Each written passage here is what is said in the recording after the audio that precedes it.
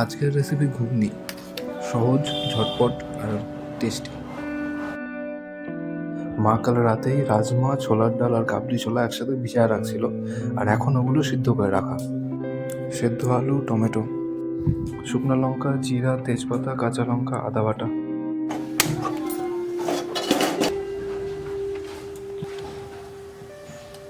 তেল গরম হওয়ার পরে মা ফোড়ন দিচ্ছে। যা যা ছিল, তেজপাতা, শুকনো লঙ্কা, জিরা, কাঁচা লঙ্কা, আদা বাটা,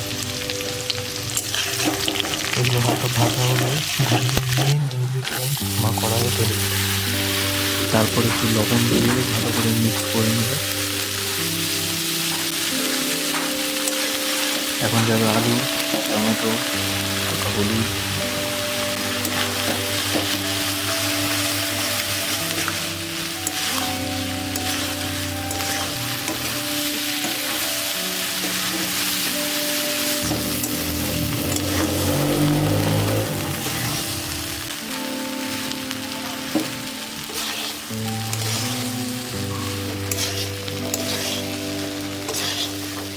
মা ভালো করে ভাজলো সব কিছু একসাথে। 5-7 মিনিট ভালো করে ঘুগনিটাকে ভাজার পর আমি করলো জল।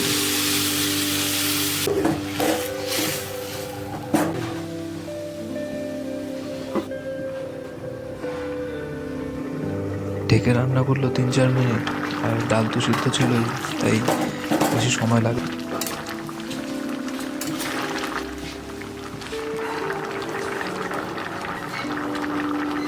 আন্দাজ মতো জিরার গুঁড়ো দিয়ে ভালো করে মিক্স করে নেব।